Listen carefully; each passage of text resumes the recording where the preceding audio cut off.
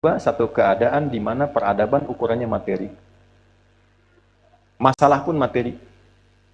Ya, coba nih yang terjadi di Palestina, di mana-mana Timur Tengah. Materi nggak jauh dari oil and gas. Minyak dan gas. Itu yang sekarang rame-rame, kan materi dunia, kedudukan. Sudah dapat kedudukan, cari apa? Cari materi juga. Cari tambang, cari emas, cari nikel, cari batu bara, cari macam-macam. Materi dunia. Ya, saya nggak tahu kalau di sini ya, nggak tahu saya. Cuma kondisinya ya akan tiba begini. Mau sekolah harus punya uang. Uangnya pun bukan standar uang harus ada, bukan. Tapi diukur dengan materi, nggak bisa bayar, nggak usah sekolah. Tiba itu akan tiba waktunya. Ya, semua pakai uang. Kedudukan pakai uang. Akan tiba masanya. Nah, kalau semua diukur sudah menggunakan materi, maka dunia lawannya akhirat. Akhirat pasti menurun. Orang tuh kalau sudah sibuk dengan dunia, jangan harap akhiratnya akan naik. Pasti turun. Karena itu lawan. Ya, akhirat tuh lawan dunia. Lawan tuh maksudnya begini, kalau yang dunianya diarahkan tuh akhirat, bagus. Tapi kalau difokuskan dunia, ini pasti tinggal. Ya, jadi konsep lawan tuh bukan berarti dipertentangkan, bukan.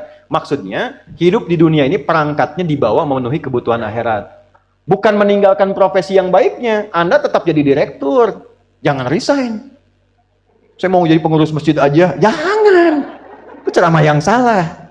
Tetap jadi direktur, cuman sholat tetap dijaga. Manajer tetap hafal Quran. Dokter tetap puasa sunnah. Jadi profesinya mengantarkan pada kebutuhan akhirat. Yang salah itu direktur proyek dunia dikejar, sholat tinggal. Ya, Quran nggak pernah baca, larutlah di situ, dikuasai oleh dunia. Ukuran akhirat sudah nggak ada. Kalau ukuran akhirat sudah nggak ada, kontrol akidahnya hilang. Kalau sudah hilang, sifat ihsannya melemah. Ihsan itu merasa diawasi Allah. Anta'budallaha ka'annaka tarahu. Sudah pekerjaan nggak jadi ibadah, sudah merasa nggak dilihat Allah. Bahaya. Konsep dasar umat Islam, ibadah itu bukan cuma sholat. Implementasinya pada muamalah. Ibadah turunannya muamalah. Salat, ibadah, muamalahnya tanha anil fahsya'i wal mungkar. Jadi jangan berbuat fahsya, jangan berbuat mungkar. Masih ibadah dua-duanya. Ya. Dua-duanya masih ibadah. Hablum minallah, hablum minan nas. Nah, jangan dibedakan. Ritualnya ada pahala, sosialnya ada pahala. Jadi kalau orang sholatnya benar, tangannya nggak akan maksiat. Kan malu, Pak, tangan dipakai sholat terus dipakai maksiat, apa nggak malu sama Allah? Maaf ya, jangan bapak lah gitu, saya ke kamera aja nih. Hei Anda yang baru korupsi itu, apa nggak malu tangan dipakai korupsi terus dipakai sholat? Allahu Akbar. Ini tangan baru nyogok, terus Allahu Akbar, apa nggak malu nih bawa tangan hasil nyogok? Enaknya pakai apa tuh? Tuh baru ngetik yang jelek tuh. Ini begini, ini begitu. Tangannya baru dipakai untuk mencela orang. Terus mengatakan Quran, Sunnah, lalu mengatakan Allahu Akbar takbir dengan tangan yang baru dipakai maksiat. Kok nggak malu? Coba antum tuh yang rekam tuh handphonenya tuh. Coba. Ada gambar apa di situ? Apa nggak malu handphonenya dimasukkan ke saku di bawah sholat dan di situ ada gambar-gambar yang tak pantas? Nah sekarang jangankan luarnya, ini tangan produk diri kita yang ada maksudnya pada diri kita, yang diciptakan Allah, tolong ya syarahnya dilengkapi. Yang diciptakan Allah, yang harus dipakai baik, dipakai maksiat, setelah itu dipakai sholat, apa nggak malu? Nilisan yang dipakai zikir, astagfirullah, subhanallah, Allahu Akbar, lalu digunakan mencela. Setelah itu kita katakan Allahu Akbar, apa nggak malu? Coba dilihat. Nah, itu seharusnya konsep pertama standar kegiatan itu ibadah, minum ibadah. Makanya semua giat orang Islam itu ada doanya. Bapak Ibu cek deh, nggak ada kegiatan yang nggak ada doanya. Cuma di Islam. Ini menunjukkan agama ini bukan buatan manusia. Kalau bukan ketetapan Allah, nggak mungkin ada pekerjaan kecil apapun ada doa. Dan doanya beda-beda. Mana ada manusia yang bisa mengarang sesuatu, ya? Satu bacaan yang mengiringi semua kegiatan dan beda-beda. Manusia mana bisa begitu? Tidak ada yang bisa. Tadi masuk masjid ada doanya nggak?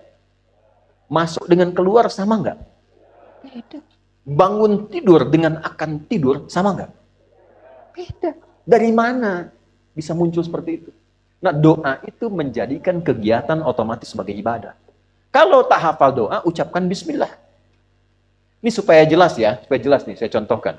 Ini saya mau minum. Khudh biyaminika ma yali. Ambil dengan tanganmu yang paling dekat denganmu.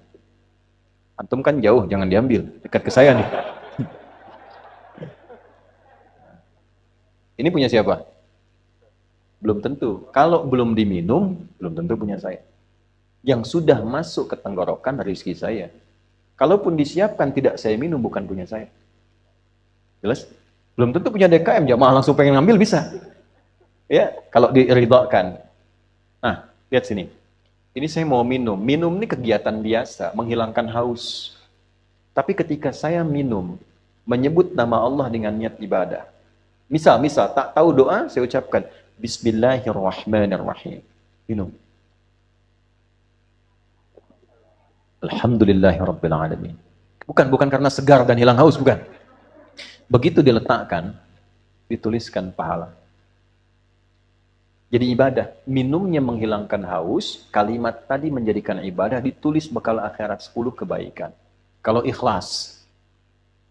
Makanya ukuran ibadah itu enak, ikhlas. Bukan hasil. Ya, tapi kalau tadi niatnya pengen ria, pengen begini, nggak ada ibadahnya, abtar, terputus. Nah, sekarang saya mau tanya, kita hidup puluhan tahun sampai sekarang, berapa yang jadi ibadah bakal kita untuk pulang?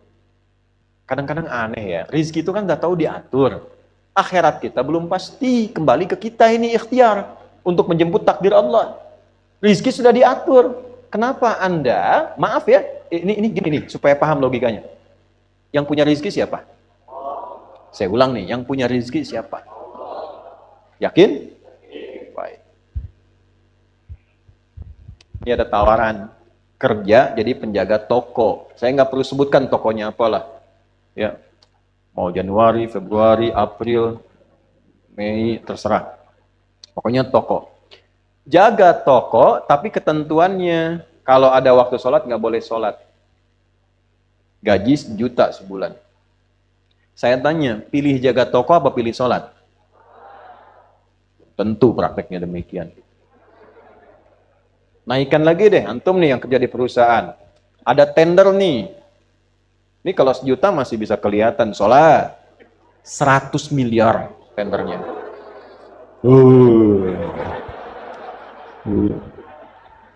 Waktunya bersamaan dengan Jumat. Pilih Jumat atau pilih 100 miliar?